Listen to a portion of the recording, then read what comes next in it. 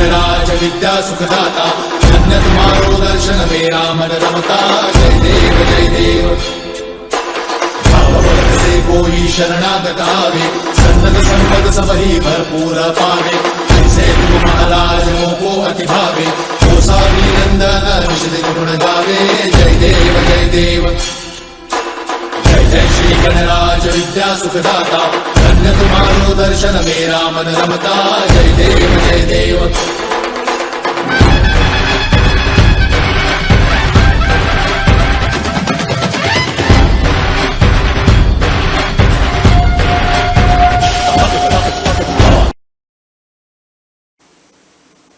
નમસ્કાર દર્શક મિત્રો, હું છું જલ્પા મહેતા. આપ જોઈ રહ્યા છો ગુજરાત ન્યૂઝ સત્યની સાથે આજનો વિશેષ કાર્યક્રમ. આજે છે બાપા વિઘ્નહર્તાની વિદાય.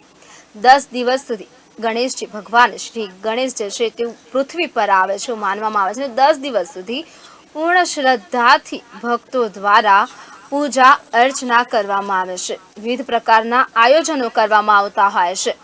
10 દિવસ દરમિયાન વિવિધ પ્રકારના કાર્યક્રમોનું પણ આયોજન કરવામાં આવે છે. જે કોઈ યથાશક્તિ હોય કે જેટલી પણ શક્તિ હોય એ મુજબના આયોજનો કરવામાં આવે છે. સાથે સાથે ઘણા સંદેશાઓ પણ આ જે પર્વ છે પર્વ દરમિયાન આપવામાં આવતા હોય છે કે જેને લઈને જે એક ખરા અર્થમાં લોકો સુધી કે જે માહિતી જે પહોંચી શકે. જે રીતે આપણે વાત કરી રહ્યા છીએ કે તાપી શુદ્ધિકરણ પર આપણે ફોકસ કરીએ તો તાપી શુદ્ધિકરણની શુદ્ધતા તાપી નદી કે જે આપણી દક્ષિણ ગુજરાતની જીવાદોરી છે અને આપણી સુરત શહેરની જીવાદોરી છે, તેમનું જે શુદ્ધિકરણ પાણીનું જે શુદ્ધિકરણ જળવાઈ રહે તેને લઈને કૃત્રિમ તળાવ બનાવવામાં આવે છે કે જે કોઈ નાની નાની પ્રતિમાઓની સ્થાપના કરવામાં આવે છે, મંગલ મૂર્તિઓની સ્થાપના કરવામાં આવતી હોય છે, તેમનું વિસર્જન કૃત્રિમ તળાવમાં કરવામાં આવે છે. એટલે કે કુદરતી રીતે એક તળાવ જે છે એ સુરત મહાનગરપાલિકા દ્વારા તૈયાર કરવામાં આવે છે અને એમાં એમનું વિસર્જન કરવામાં આવે છે કે જેથી કરીને તાપી નદીની જે શુદ્ધતા છે તે જળવાઈ રહે. ત્યારબાદ જે મોટી મહાકાય મૂર્તિઓ છે કે જેમની સ્થાપના કરવામાં આવ્યો છે આયોજકો દ્વારા, તો એ જે મોટી મહાકાય મૂર્તિઓનું વિસર્જન છે તે દરિયામાં કરવામાં આવે છે કે જેથી કરીને તાપી નદીનું જે પાણી છે તે શુદ્ધ રહે અને આ સાથે જે દયનીય પરિસ્થિતિ છે તે મૂર્તિઓની ના જળવાય.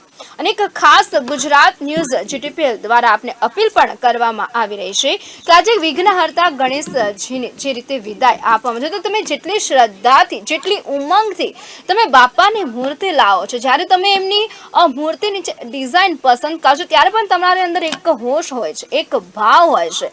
તો જ્યારે વિસર્જન કરો છો ત્યારે ગમે તે રીતે મૂર્તિઓને ના મૂકો. ખાસ દર વખતે જે છે તે ગણેશ વિસર્જન પછી એક દયનીય જે દ્રશ્યો છે તે આવતા હોય છે અને ક્યાંક ને ક્યાંક એ લાગણીઓને જે છે દુભાવતા હોય છે.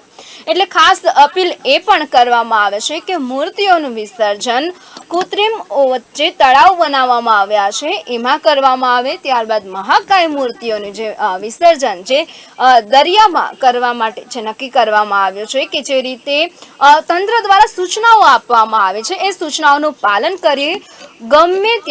ગમે તે પરિસ્થિતિમાં મૂર્તિઓને મૂકીને ના જતા રહીએ. કેમનું જે રીતે આપણે વિધિ વિધાનપૂર્વક જ્યારે એમની સ્થાપના કરીએ છીએ તો વિધિપૂર્વક એમનું વિસર્જન પણ કરવામાં આવે કે જેથી કરીને જે એક આસ્થા સાથે જે લાગણીઓ જે જોડાય હોય છે એ લાગણીઓ ના દુભાય અને એક મેસેજ પણ લોકો સુધી પહોંચે કે હા જે રીતે તમે ભગવાન માનીને જે મૂર્તિમાં તમે સાક્ષાત ગણેશજીને એમાં હાજર માનીને જ્યારે તમે એમની પૂજા અર્ચના કરો છો તો કોઈ પણ પરિસ્થિતિમાં ગમે ત્યાં ખાડીમાં નાળામાં તમે મૂર્તિઓને ના મૂકશો. જે તમારા ઘર નજીક જે ઓવારાઓ છે કે જે રીતે તમે ત્યાં જઈને પણ વિસર્જન કરી શકો છો. જી બિલકુલ, મારી સાથે મારા સંવાદદાતા એઝાઝ શેખ પણ જોડાયા છે, આપણે એમની સાથે પણ વાત કરીશું. જી એઝાઝ, આજે જે રીતે બાપાની વિસર્જનની જે પ્રક્રિયા છે અને આપણે જોઈએ છીએ કે દર વખતે સુરત શહેરીજનો કંઈક ને કંઈક અનોખું ને નવું કરતા હોય છે કે જે રીતે આગમન સમયે આપણે જોઈએ છે સ્પેશિયલ ડેકોરેશન કરવામાં આવે છે અને લોકો સ્પેશિયલ ગણપતિ બાપાનું આગમનને જોવા માટે પણ ઉમટી પડતા હોય છે. એ દરમિયાન 10 દિવસ સુધી જે અલગ અલગ થીમ પર જે પંડાલો જે છે તે તૈયાર કરવામાં આવ્યા હોય છે કે જે ઘણું આકર્ષણનું કેન્દ્ર હોય છે. ભક્તો ત્યાં પણ જે છે બાપાના દર્શન કરવા માટે અનેક જે અદ્ભુત જે હોય છે, વાતાવરણ છે તૈયાર કરવામાં આવ્યું હોય છે, તેને માણવા માટે પણ જતા હોય છે, બાળકોને પણ ત્યાં લઈ જતા હોય છે. એટલે 10 દિવસ દરમિયાન આ જે વિવિધ ગણેશ પંડાળોને જે તૈયાર કરવામાં આવ્યા હોય છે ત્યાં પણ લોકો જોવા માટે જતા હોય છે. અને આ સાથે વિવિધ જે ગણેશ મંડળના આયોજકો હોય છે તે લોકો દ્વારા પણ વિવિધ કાર્યક્રમોનું આયોજન કરે છે. આપણે ન્યૂઝ દરમિયાન અલગ અલગ કાર્યક્રમોની માહિતી આપણી પાસે આવતી રહેતી હોય છે. કોઈ જગ્યા પર બ્લડ કેમ્પ કરવામાં આવે છે, કોઈ જગ્યા પર મેડિકલ હેલ્થ ચેકઅપ કેમ્પ રાખવામાં આવતો હોય છે. ત્યાર સિવાય ઘણા એવા ગણેશ પંડાળો કે જ્યાં ઇકો ફ્રેન્ડલી ગણેશજીની સ્થાપના કરવામાં આવે છે, કે જ્યાં મૂર્તિ એકદમ નાની હોય છે, માટીથી બનાવવામાં આવે છે અને એમનું વિસર્જન જે છે તે લોકો એમના કમ્પાઉન્ડમાં છે કે સોસાયટીમાં છે તે કરતા હોય છે, કે જે માટીની મૂર્તિઓ છે એમનું. અને ત્યાર બાદ આપણે જે રીતે વાત કરી રહ્યા છીએ કે અલગ અલગ આયોજનો કરવામાં આવતા હોય છે, લાકડામાંથી બનાવેલી કે નાળિયેરના છાલમાંથી બનાવેલી ગણેશજીની પ્રતિમાની સ્થાપના કરવામાં છે. એટલે કે એક પર્યાવરણને લઈને પણ એક સંદેશો આપવાનો છે કે જે રીતે શુદ્ધતા તાપી નદીની પણ જળવાઈ રહે, પર્યાવરણની પણ જાળવણી રહે અને સાથે સાથે કે જે પીઓપીની મૂર્તિઓ બનાવે આપણે જાણીએ છીએ કે એ પીગળતું નથી અને જેના કારણે એક દયનીય પરિસ્થિતિ દેખાય છે. એટલે એ ન થાય એને લઈને પણ લોકોને અવનવા મેસેજ આપવામાં આવતા હોય છે. તો આપ શું કહેશો આજના વિસર્જન કાર્યક્રમને લઈને? જી બિલકુલ, નમસ્કાર, હું છું એજાઝ શેખ. જલબા, બિલકુલ તમે જે વાત કરી કે જે હિસાબે ઇકો ફ્રેન્ડલી મૂર્તિની જે સ્થાપના અનેક ગણેશ ભક્તો દ્વારા કરવામાં આવતી હોય છે, જેમાં ગણેશ પંડાલોની અંદર અત્યારે જે એક ટ્રેન્ડ ચાલી રહ્યો છે, અલગ અલગ અવનવી થીમ ઉપર ગણેશજીની સ્થાપના કરવામાં આવતી હોય છે, શ્રીજીને લાવવામાં આવતા હોય છે. જે અમુક પંડાલોની જ્યારે ગુજરાત ન્યૂઝે મુલાકાત લીધી હતી, જે સમગ્ર 9 દિવસ દરમિયાન જ્યારે આપણે અલગ અલગ ગણેશ પંડાલોમાં આપણા સંવાદદાતાઓ દ્વારા જે ન્યૂઝ કવરેજ કરી અને આપણા વ્યુઅર્સને બતાવવામાં આવ્યા હતા, ત્યારે અનેક એવા પંડાલોની આપણે મુલાકાત લીધી હતી. જ્યાં જીટીપીએલ ગુજરાત ન્યૂઝ જઈને જ્યારે રિપોર્ટિંગ કર્યું ત્યારે આપણે જાણવા મળ્યું કે અનેક પંડાલ એવા છે કે જ્યાં ગણેશ ભક્તિની સાથે સાથે આજની જે યુવા પેઢી છે અને આવનાર જે દેશનું ભવિષ્ય છે એને જોઈને પણ અમુક જગ્યા પર ગણેશ પંડાલોમાં થીમ મૂકવામાં આવી હતી, જેમ કે બાળકો ભણતર પ્રત્યે આગળ વધે, સાયન્સ અને ટેકનોલોજીને જાણી શકે એવી પણ થીમની સાથે ગણપતિ બાપાની સ્થાપના કરવામાં આવી હતી. એટલે ચોક્કસથી કહી શકાય જલ્પા કે એક તરફ સમગ્ર દેશમાં જ્યાં આ તહેવારોનું સમય ચાલી રહ્યો છે, તહેવારોની સાથે સાથે આપણા જે આવનાર દેશનું જે ભવિષ્ય છે, આપણા બાળકો છે, તેમને કેવી રીતે ધર્મ પ્રત્યે અને સાથે સાથે એજ્યુકેશન બાબતે કેવી રીતે વધુ માહિતગાર કરી શકાય, વધુ પ્રેરિત કરી શકાય, એવી અનેક જગ્યાઓ પર થીમ સાથે એજ્યુકેશનને પ્રોત્સાહન આપવા માટે પણ ગણેશ પંડાલોમાં ગણેશ ભક્તો દ્વારા એવા ઇકો ફ્રેન્ડલીની સાથોસાથ શિક્ષણને મહત્વના આપતા પણ મુદ્દાઓને ધ્યાનમાં લઈને ગણપતિ બાપાની સ્થાપના કરવામાં આવી હતી. અને મહત્વની વાત કરીએ જલ્પા કે જે હિસાબે ગણપતિ બાપા જ્યારે આગમન કરતા હોય છે ત્યારે વાજતે ગાજતે બાપાની પધરામણી કરવામાં આવતી હોય છે. બાપાને જે ભક્તો હોય છે, બાપાના ભક્તો વર્ષ દરમિયાન તેની રાહ જોઈને બેઠા હોય છે. જ્યારે પહેલી તારીખ આવે છે, 10 દિવસની જે પહેલી તારીખ આવે છે ત્યારે બાપાની સ્થાપના કરવામાં આવે છે. ત્યારથી લઈ 10 દિવસ સુધી સવાર સાંજ જ્યારે બાપાની ભક્તિમાં એકદમ મગન થઈ જતા હોય છે અને સાથે સાથે બાપાની ભક્તિ કરતા હોય છે. પરંતુ જ્યારે વિદાયનો સમય આવે છે, જેમ કે આજે વિસર્જનનો દિવસ છે, જ્યારે વિદાયનો સમય આવે છે ત્યારે ભાવભીની આંખે ભક્તો બાપાને વિદાય આપતા હોય છે. અને રીસરના દ્રશ્યો આપણા કેમેરામેન જે છે હિરેન નિમાવત કહીએ, આનંદ ગુરવ કહીએ, અલમાસ ખાન કહીએ કે રાહુલ આહિરે કહીએ, જે ગુજરાત ન્યૂઝની આપણી સુરતની ટીમ છે, જ્યારે સુરતના ગલી મોહલ્લામાં જતું હોય છે, ન્યૂઝ કવરેજ કરતા હોય તો કેમેરામાં એવા દ્રશ્યો પણ એ લોકો શૂટ કરતા હોય છે કે જેમાં રીસરના એ લોકોની આંખમાં બાપાને વિદાય આપતા દ્રશ્યો આપણી સમક્ષ આવતા હોય છે. એટલે ભાવભીની આંખે આજે બાપાને દરેક ભક્તો વિદાય આપી રહ્યા છે. સવારે 6 વાગ્યાના ટકોરની સાથે જ ગણપતિ બાપાને વિદાય આપવાની શરૂઆત થઈ ગઈ છે. સુરતમાં મહાનગરપાલિકા દ્વારા 21 કૃત્રિમ તળાવો બનાવી દેવામાં આવ્યા છે. જે હિસાબે તમે મહાકાય મૂર્તિની વાત કરી તો બાપાની જે મહાકાય મૂર્તિ એટલે કહી શકાય 15 ફૂટ 17 ફૂટથી વધુ એવી મૂર્તિઓને હાજીરા અને ડુમ્મસ ખાતે લઈ જવામાં આવી રહી છે. ત્યારે ચોક્કસથી જો વાત કરીએ કે સુરત શહેર સહિત સમગ્ર દક્ષિણ ગુજરાતમાં જે મહારાષ્ટ્ર પછી સૌથી મોટો પર્વ ગણેશ વિસર્જન, ગણેશ સ્થાપનાનો જો સૌથી મોટો પર્વ જે છે, સૌથી મોટો તહેવાર એ મહારાષ્ટ્ર અને મુંબઈમાં મુખ્યત્વે જોવામાં આવતું હોય છે. આપણે બધા વાકેફ છીએ લાલબાગ ચા રાજાના, જે લાખો નહીં હજારો કરોડો પબ્લિક ત્યાં દર્શનાર્થે 10 દિવસ દરમિયાન જતી હોય છે. તમે ને હું લગભગ આપણે કલ્પના નહીં કરી શકીએ તેવા દ્રશ્યો લાલબાગ કા રાજાના મુંબઈમાંથી સામે આવતા હોય છે. એ બધા ભક્તિભાવના દ્રશ્યો હોય છે, બધા પોતાની શ્રદ્ધા લઈને જતા હોય છે. તે એવી જ રીતે મુંબઈ મહારાષ્ટ્ર પછી જો ભારતમાં સૌથી મોટો પર્વ ગણેશ સ્થાપના અને વિસર્જનનો કંઈ થતો હોય તો એ આપણું સુરત શહેર છે, અને ખાસ કરીને દક્ષિણ ગુજરાત છે. અને દક્ષિણ ગુજરાત પછી જો મોટો પર્વ ગણેશ વિસર્જનનો થતો હોય તો એ મધ્ય ગુજરાત એટલે વડોદરા શહેરમાં થાય છે, અને સાથે એના પછી અમદાવાદનો આવે છે, એના પછી રાજકોટ આવે. એટલે કહી શકાય ગુજરાતની જો આપણે વાત કરીએ તો ગુજરાતમાં અમદાવાદ, વડોદરા, સુરત અને રાજકોટ આ 4 મુખ્ય શહેર છે કે જ્યાં ગણપતિ બાપાની સ્થાપના ભક્તો દ્વારા કરવામાં આવતી હોય છે, અને હર્ષોલ્લાસ સાથે કરવામાં આવતી હોય છે. ડીજેના તાલે બાપાની પધરામણી થતી હોય છે. કહી શકાય કે એમાં યુવાનો, વૃદ્ધો, બાળકો દરેક ઉત્સાહભેર ભાગ લેતા હોય છે અને બાપાની પધરામણી કરતા હોય છે. જ્યારે વિસર્જનનો સમય આવે છે જલ્પા, ત્યારે વૃદ્ધો તો ઠીક છે, પરંતુ યુવાનોને ખાસ કરીને જે નાના બાળકો છે એમની આંખોમાં પણ બાપાને વિદાય આપતા દ્રશ્યો સામે આવતા હોય છે. એટલે આ સુરત શહેર છે જેને તહેવારોનું શહેર જલ્પા કહેવામાં આવતું હોય છે. ગઈકાલે આપણે મુસ્લિમ બિરાદરોનું જે ઈદે મિલાદનું પર્વ આપણે જોયો, કોમી એકતા અને ભાઈચારા સાથે ઈદે મિલાદનું પર્વની ઉજવણી થઈ છે. જે સૈયદપુરાની ઘટના સુરત શહેરમાં જે કાંકરીચારો થયો હતો એ જ જગ્યા ઉપર ઈદે મિલાદનો જુલુસ જે ધર્મગુરુ ફયાઝ બાવા છે એમના દ્વારા એ જ જગ્યા ઉપર, એ જ રૂટ ઉપર જુલુસ લાવવામાં આવ્યો હતો. અને એ જ રૂટ ઉપર જે કહી શકાય મહારાજો હતા, ગણેશ જે કમિટી છે એ કમિટીના ચેરમેનો સહિત પોલીસ કમિશનર, પાલિકા કમિશનર અને સાથે મેયર દ્વારા એ જુલુસનું સ્વાગત કરવામાં આવ્યું હતું. કોમી એકતા અને ભાઈચારાના જે સુંદર દ્રશ્યો હતા એ સુરત શહેરમાંથી સામે આવ્યા હતા. એટલે તહેવારોનું શહેર આપણું સુરત શહેર છે કે જ્યાં દર વર્ષે દરેક તહેવાર ધામધૂમપૂર્વક થાય છે. ગઈકાલે મુસ્લિમ બિરાદરો ઈદે મિલાદની પર્વની ઉજવણી કરી, જેમાં આપણા મુસ્લિમ ભાઈઓ દ્વારા પણ વાતે ગાજતે અને ઉત્સાહભેર એમાં ભાગ લેવામાં આવ્યો.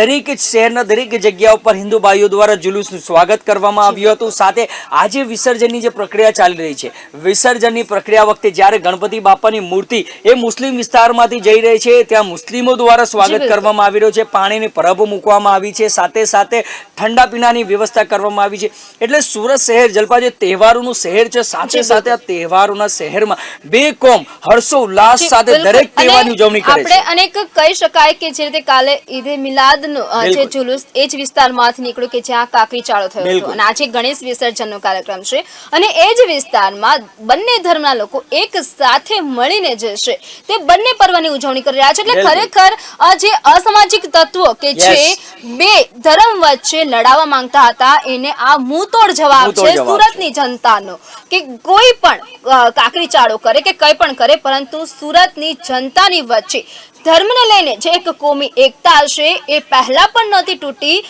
આજે પણ નહીં તૂટે અને આવનારા દિવસોમાં પણ નહીં તૂટે. પરંતુ ખાલી શહેરીજનોને એક જ વાત પર ધ્યાન રાખવાની જરૂર છે કે અફવાઓથી દૂર રહેવું જોઈએ. જ્યારે ધર્મને લઈને કે જે અફવાઓ ફેલાવવામાં આવે છે એ અફવાઓથી દૂર રહેવું જોઈએ. બિલકુલ જલ્પા, અફવાઓથી દૂર રહેવું જોઈએ. જે તમે વાત કરી તો આજની વાત કરી દઉં કે આજે પણ સુરત પોલીસ કમિશનર ગેહલોત સાહેબ દ્વારા શહેરના જે અતિ સંવેદનશીલ વિસ્તારો છે દરેક જગ્યા ઉપર પોલીસની અલગ અલગ ટીમને મૂકી દેવામાં આવી છે, અને સાથે સાથે ડ્રોન કેમેરાથી એવા દરેક વિસ્તારોમાં નજર રાખવામાં આવી રહી છે. આ સાથે કોઈ કાકડી ચાળો ના થાય, કોઈ એવી અનિચ્છનીય ઘટના ના બને. કારણ કે કેવા હોય આવા સમય છે ને અસામાજિક તત્વો ક્યાંક ને ક્યાંક એક લાભ લઈને ક્યાંક ને ક્યાંક માહોલ બગાડવાની કોશિશ કરતા હોય છે. પરંતુ આ વખતે પોલીસ કમિશનરની જે કામગીરી છે, ગેહલોત સાહેબની ખરેખર હેટ્સ ઓફ કામગીરી છે, સરાહનીય કામગીરી છે. દરેક બંને કોમને સાથે લઈને સાહેબ ચાલી રહ્યા છે, અને ગઈકાલે પણ આપણે કોમી એકતાના દ્રશ્યો જોયા, આજે પણ સવારથી આપણે એવા દ્રશ્યો જોઈ રહ્યા છે. એટલે ચોક્કસથી સુરત શહેર પોલીસ દ્વારા જે કામગીરી આ વખતે ગણેશ વિસર્જન અને ઈદે મિલાદમાં જે જોવામાં આવી છે એ ખરેખર સરાહનીય કામગીરી છે. આપણો પોલીસ ટીમ જે છે, પોલીસ કાફલો જે છે, ગઈકાલથી ખડે પગે રહીને એટલે કહી શકાય 24 થી 48 કલાકથી સતત મહેનત કરી રહ્યા છે. એટલે આ બહુ સારી બાબત કહી શકાય કે સુરત શહેરમાં જે પોલીસ પ્રશાસન કામગીરી કરી રહ્યું છે અને સાથે મહાનગરપાલિકાનો જો સપોર્ટ મળી રહ્યો છે એ સરાહનીય છે. કારણ કે સુરત શહેર એક એવો શહેર છે કે જેને માત્ર ભારતમાં નહીં પરંતુ વિશ્વમાં જોવામાં આવે છે અને સુરત શહેરને તહેવારોનું શહેર તરીકે જાણવામાં આવે છે, જ્યાં દરેક તહેવારની ધામધૂમપૂર્વક ઉજવણી થાય છે. જી બિલકુલ, ખૂબ જ ધામધૂમથી જે સુરત શહેરમાં ખરેખર સુરત શહેર ખાણીપીણીની સાથે હવે તહેવારોને લઈને પણ એટલું ચર્ચામાં રહ્યું છે. અને એવું નથી કે માત્ર ભારત દેશમાં, અન્ય દેશોમાં પણ સુરત શહેરની ચર્ચાઓ થતી હોય છે કે જે રીતે સુરતી લાલાઓ દરેક તહેવારમાં કંઈક ને કંઈક નવા આયોજનો કરતા હોય છે. કે હાલ જે રીતે આપણે વાત કરી રહ્યા છે એઝાઝ કે જન્માષ્ટમી હોય તો જન્માષ્ટમીનું પણ મટકી ફોડને લઈને એક સ્પર્ધાનું આયોજન કરવામાં આવ્યું છે. ખૂબ મોટું આયોજન થાય છે. ત્યારબાદ આપણે આ જે રીતે ગણેશ ઉત્સવની વાત કરીએ 10 દિવસ સુધી, તો ગણેશ ઉત્સવમાં પણ ઘણા મોટા આયોજનો થતા હોય છે. ક્યાંક સમૂહ ભોજન ભંડારાનું આયોજન કરવામાં આવતું હોય છે કે જ્યાં મોહલ્લાના દરેક લોકો 10 દિવસ સાથે ભોજન કરતા હોય છે. તે સિવાય ઘણા એવા કાર્યક્રમો છે કે જે અલગ અલગ જે લોકો સોસાયટી, મોહલ્લા કે જે લોકો એપાર્ટમેન્ટમાં રહેતા હોય, ફ્લેટમાં રહેતા હોય કે લોકોના કમ્પાઉન્ડમાં અલગ અલગ કાર્યક્રમોનું આયોજન થતું હોય છે, જેને લઈને બાળકોને પણ કંઈક ને કંઈક નવું શીખવા મળે. અને ખાસ કરીને આપણે જો સુરત શહેરમાં વાત કરીએ કંઈક નવું કરવાનું, આપણે જે જૂની સંસ્કૃતિ, જૂની જે પરંપરા છે કે જ્યારે ગણેશ આગમન વખતે એમની ઝાંખીઓ જે બતાવવામાં આવી હતી, વિવિધતામાં એકતા માનનારો આપણો ભારત દેશ છે અને જેમાં સુરત શહેરમાં ગણેશ આગમન વખતે એ વિવિધતામાં એકતાની પણ ઝાંખીઓ દેખાય છે કે જ્યાં અલગ જે બીજા રાજ્યોથી પણ જ્યાંના કલાકારો છે તેમને અહીંયા બોલાવવામાં આવે છે અને એમની જે કલા છે કે એમને પણ એ લોકો પ્રદર્શન કરે છે કે જેથી કરીને લોકોને આપણા જે ભારત દેશમાં કઈ જગ્યા પર કઈ સંસ્કૃતિ છે, કઈ પરંપરા છે, કયું નૃત્ય છે, એ દરેક જે છે તે ઝાંખીઓ જે છે તે દર્શાવવામાં આવે છે અને જે ખરેખર ખૂબ જ આકર્ષણનું કેન્દ્ર હોય છે.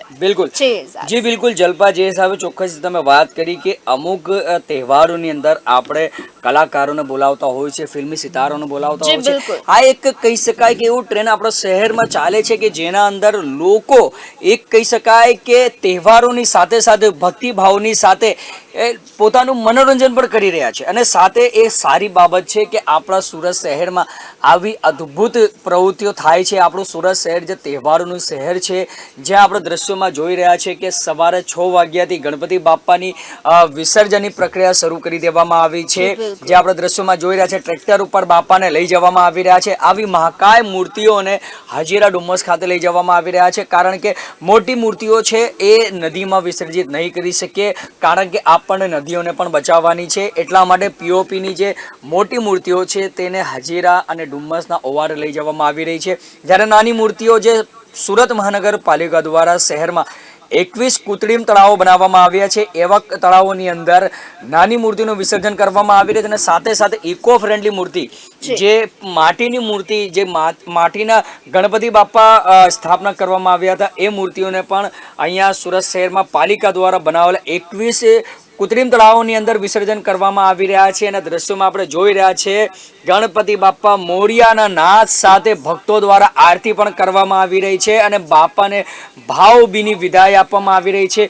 આ સુરત શહેર છે, આ સુરત શહેર એવો શહેર છે કે જ્યાં એક નહીં બે નહીં દરેક તહેવાર, જે હિસાબે તમે જન્માષ્ટમીની વાત કરી, આપણે જન્માષ્ટમી વખતે પણ ભાગળ 4 રસ્તા ઉપર જોયું કે જે મટકી ફોડનું જે કાર્યક્રમ રાખવામાં આવ્યો હતો તેના અંદર પણ કોમી એકતાના દ્રશ્યો સામે આવ્યા હતા, જ્યાં હિન્દુ મુસ્લિમ એક થઈને એ સ્ટેજ ઉપર બેસીને એ મટકી ફોડના કાર્યક્રમને સફળ બનાવ્યું હતું. એટલે આ સુરત શહેર જે છે, સુરત શહેર કોમી એકતાનું શહેર પણ જાણવામાં આવે છે અને સુરત શહેરમાં દર વર્ષે, એક વર્ષે નહીં દર વર્ષે દરેક તહેવાર જે કોમી એકતા અને ભાઈચારા સાથે અને હર્ષો ઉલ્લાસ સાથે મનાવવામાં આવતું શહેર છે.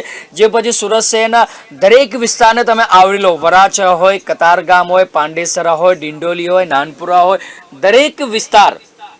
દરેક વિસ્તારની અંદર તહેવારોની વચ્ચે જ પોલીસ પ્રશાસન દ્વારા, મહાનગરપાલિકા દ્વારા સારી કામગીરી કરવામાં આવે છે. લોકોને સાવચેત રાખવામાં આવે છે. લોકોની સાથે પોલીસ પણ ખભેથી ખભા મળાવીને સામે આવતી હોય છે. દ્રશ્યોમાં આપણે અનેક જગ્યા જોતા આવ્યા છે. ગઈકાલે પણ એવા દ્રશ્યો આપણે જોયા કે જ્યાં જ્યાં જુલુસનું આગમન થતું હતું ત્યાં જે તે વિસ્તારના પીઆઈ સાહેબ, જે પોલીસ ઇન્સ્પેક્ટર કહેવાય, એમના દ્વારા જુલુસનું સ્વાગત કરવામાં આવ્યું. તો કારણ કે જુલુસના જે આયોજકો છે એમના દ્વારા પોલીસની સરાહનીય કામગીરીને બિરદાવી એમનું સ્વાગત કરવામાં આવ્યું. શાલ ઓઢાડી અને ફૂલ પહેરાવીને પણ એમનું સ્વાગત કરવામાં આવ્યું હતું. એટલે સુરત શહેર છે જે કોમી એકતાનું શહેર છે અને તહેવારોનું શહેર તરીકે જાણીતું શહેર છે. આપણે દ્રશ્યોમાં જોઈ રહ્યા છે કે મહાકાય મૂર્તિને જે લઈ જવામાં આવી રહી છે એટલે ગણેશ ભક્તો દ્વારા ગણપતિ બાપા મોરિયાના નાદ સાથે બાપાને વિદાય આપવાની જે પ્રક્રિયા છે સુરત શહેરમાં સવારે 6 વાગ્યાથી શરૂ થઈ ગઈ છે. દર વર્ષની જેમ આ વર્ષે પણ બાપાને વિદાય આપવા માટે ગણેશ ભક્તો સવારથી રાજમાર્ગ સહિત શહેરના દરેક વિસ્તારોમાં સવારે 6 વાગ્યાથી બાપાને લઈને નીકળી પડ્યા છે અને બાપાને ભાવભીની આંખે વિદાય આપી રહ્યા છે. જીજલપા. જી બિલકુલ, હાલ જે રીતે ગણેશ વિસર્જનની જે પ્રક્રિયા છે તે શરૂ થઈ ગઈ છે કે જે રીતે મહાકાય મૂર્તિઓનું પણ વિસર્જન શરૂ થઈ ગયું છે. કૃત્રિમ તળાવમાં તો વિસર્જન પ્રક્રિયા શરૂ છે, પરંતુ સાથે સાથે જે રીતે એક મગદલ્લા જે હજીરા જે બોટ પોઈન્ટ છે ત્યાં પણ જે રીતે મહાકાય મૂર્તિઓનું જે વિસર્જન માટે આપવામાં આવ્યું છે અને ત્યાં જે રીતે 12 ફૂટથી વધુ ઊંચી ધરાવતના જે શ્રીજીની પ્રતિમા છે તેમનું વિસર્જન હજીરાના બોટ પોઈન્ટ પરથી કરવામાં આવશે. જો કે આ જગ્યા પર દર વર્ષે 7 ક્રેન મૂકવામાં આવતી હતી વિસર્જન માટે, પરંતુ આ વખતે જે છે તે 12 ક્રેન ગોઠવવામાં આવે છે અને 600 થી પણ વધુ સ્વયંસેવકોની જે ટીમ છે તે તૈનાત કરવામાં આવે છે. એટલે કે સાથે સાથે જે રીતે સુરત મહાનગરપાલિકા દ્વારા, સુરત પોલીસ દ્વારા તો કાર્ય કરવામાં આવી રહ્યું છે વિસર્જનને લઈને, પરંતુ સાથે સાથે અમુક જે સંસ્થાઓ જે છે કે જે સેવાભાવી સંસ્થાઓ છે તેમના જે સ્વયંસેવકો જે છે એ પણ જે આ જે વિસર્જન કાર્યમાં જે છે તે મદદરૂપ થઈ રહ્યા છે. અને હા, જે રીતે આપણે વાત કરી રહ્યા છીએ વિસર્જનને લઈને જો આપણે વાત કરીએ તો આપણે પોલીસ સ્ટેશન હદ વિસ્તારને લઈને વાત કરીએ તો કામરેજમાં મોટા જે શ્રીજીની પ્રતિમાની જે સ્થાપના કરવામાં આવી હતી તેની સંખ્યા 23 છે. ત્યારબાદ આપણે જો નાના મૂર્તિઓની વાત કરીએ તો 40, એટલે કે કામરેજ પોલીસ સ્ટેશન હદ વિસ્તારમાં કુલ 63 જેટલી શ્રીજીની પ્રતિમાઓની જે સ્થાપના કરવામાં આવી હતી કે જેમનું વિસર્જન આજે કરવામાં આવશે. ત્યારબાદ આપણે કિમની વાત કરીએ તો કિમમાં જે મોટા જે ગણેશજી છે એમની જે સ્થાપના કરવામાં આવે છે કે તેની સંખ્યા 22 છે અને જે નાના જે શ્રીજીની જે મૂર્તિઓ જે છે તે સ્થાપિત કરવામાં આવે છે તે 33 છે. એટલે કે કિમ વિસ્તારમાં કુલ 55 જેટલી જે શ્રીજીની પ્રતિમાની સ્થાપના કરવામાં આવી છે. ત્યારબાદ કોસંબાની વાત કરીએ તો કોસંબામાં મોટા શ્રીજીની જે મૂર્તિની સ્થાપના કરવામાં આવી તેવી 12 છે અને નાની જે મૂર્તિઓ છે તે 39 છે. એટલે કે કોસંબા પોલીસ સ્ટેશન હદ વિસ્તારમાં જે રીતે 51 જેટલી જે છે તે શ્રીજીની પ્રતિમાની સ્થાપના કરવામાં આવી હતી. ત્યારબાદ ઓલપાડમાં મોટી જે પ્રતિમાઓ છે તેનું 14 જેટલી પ્રતિમાની સ્થાપના થઈ હતી અને નાની 29 જેટલી પ્રતિમાની સ્થાપના કરવામાં આવી. ઓલપાડ વિસ્તારમાં 93 જેટલી જે છે તે નાની મોટી મૂર્તિઓની સ્થાપના કરવામાં આવી હતી કે જેમનું આજે વિસર્જન કરવામાં આવશે. અને જે રીતે માંડવીમાં જે છે તે મોટી શ્રીજીની પ્રતિમાની સ્થાપના 36 કરવામાં આવી હતી અને નાની જે છે તે 74 જેટલી, એટલે કે માંડવી વિસ્તારમાં 110 જેટલી શ્રીજીની જે છે તે પ્રતિમાનું વિસર્જન થશે. ત્યારબાદ માંગરોળની વાત કરીએ તો માંગરોળમાં મોટી મહાકાય 10 છે અને ત્યારબાદ નાની જે છે તે 37 જેટલી મૂર્તિઓની સ્થાપના કરવામાં આવી હતી કે જેમાં 47 જેટલી મૂર્તિઓનું વિસર્જન આજે કરવામાં આવશે માંગરોળ વિસ્તારમાંથી. ત્યારબાદ જંખવાવની વાત કરીએ તો જંખવાવમાં એક મોટી મૂર્તિ છે અને 21 નાની મૂર્તિઓ છે કે જેમાં જંખવાવ વિસ્તારમાંથી કુલ 22 જેટલી પ્રતિમાનું વિસર્જન કરવામાં આવશે. ત્યારબાદ ઉમરપાડા વિસ્તારની વાત કરીએ તો ઉમરપાડામાં મોટી 5 મૂર્તિઓ છે અને 11 જેટલી નાની મૂર્તિઓ છે. એટલે કે ઉમરપાડા વિસ્તારમાંથી 16 જેટલી જે છે તે મૂર્તિઓનું વિસર્જન કરવામાં આવશે. ત્યારબાદ કડોદરા વિસ્તારની વાત કરીએ તો કડોદરામાં મોટી 65 મૂર્તિઓની સ્થાપના કરવામાં આવી છે અને 71 જેટલી નાની પ્રતિમાઓની સ્થાપના કરવામાં આવી છે. એટલે કે કડોદરા હદ વિસ્તારમાં 136 જેટલી પ્રતિમાઓનું આજે વિસર્જન કાર્ય કરવામાં આવશે. ત્યારબાદ પલસાણાની વાત કરવામાં આવે તો પલસાણામાં મોટી જે મૂર્તિઓની સ્થાપના કરવામાં આવી હતી તે 32 છે. ત્યારબાદ જે નાની જે પ્રતિમાની સ્થાપના કરવામાં આવી હતી તે 28 છે. એટલે કે પલસાણા વિસ્તારમાંથી કુલ 60 જેટલી પ્રતિમાઓનું વિસર્જન કરવામાં આવશે. ત્યારબાદ બારડોલી ટાઉનની વાત કરીએ તો બારડોલી ટાઉનમાં 114 મોટી પ્રતિમાઓ છે અને 31 નાની મૂર્તિઓ છે. એટલે કે બારડોલી ટાઉન વિસ્તારમાંથી 145 જેટલી પ્રતિમાનું વિસર્જન કરવામાં આવશે. ત્યારબાદ બારડોલી રૂરલની વાત કરીએ તો બારડોલી રૂરલમાં 139 મોટી પ્રતિમાઓ છે અને ત્યારબાદ 90 પ્રતિમાઓ નાની છે. એટલે કે કુલ 229 પ્રતિમાઓનું વિસર્જન કરવામાં આવશે. ત્યારબાદ મહુવાની વાત કરીએ મહુવાની, તો મહુવામાં 22 પ્રતિમાઓ છે મોટી, અને ત્યારબાદ નાની જે છે તે 91 જેટલી પ્રતિમાઓ છે, એટલે કે ટોટલ 113 પ્રતિમાઓની વિસર્જન મહુવા વિસ્તારમાંથી કરવામાં આવશે. એટલે કે એઝ આપણે જો ટોટલ ઓવરઓલ વાત કરીએ તો મોટી જે પ્રતિમાઓ છે તેમની સંખ્યા છે 545, ત્યારબાદ નાની જે પ્રતિમાઓ છે એની સંખ્યા છે 595, અને જો ટોટલ વાત કરીએ તો 1140 પ્રતિમાઓનું આજે વિસર્જન કાર્ય છે તે થશે. અને સવારથી જે રીતે વિસર્જન કાર્ય શરૂ પણ થઈ ગયું છે, પરંતુ આ સાથે ઘણી પ્રતિમાઓ એવી છે કે જે અમુક દિવસો માટે હોય છે. જે રીતે આપણે વાત કરીએ 1.5 દિવસના ગણપતિ, ત્યારબાદ આપણે જે રીતે વાત કરી રહ્યા છીએ કે કોઈક જગ્યા પર 3 દિવસના હોય છે. કે આપણે ફરી મળીશું. જોતા રહો ગુજરાત ન્યૂઝ સત્યની સાથે. નમસ્કાર. गणराज विद्या सुखदाता धन्य तुम्हारो दर्शन मेरा मन रमता जय देव भाववत से कोई शरणागत आवे सन्नत संपद सब ही भरपूर पावे ऐसे तुम महाराज मोको अति भावे गोसावी नंदन विशद गुण गावे जय देव जय जय श्री गणराज विद्या सुखदाता धन्य तुम्हारो दर्शन मेरा मन रमता जय देव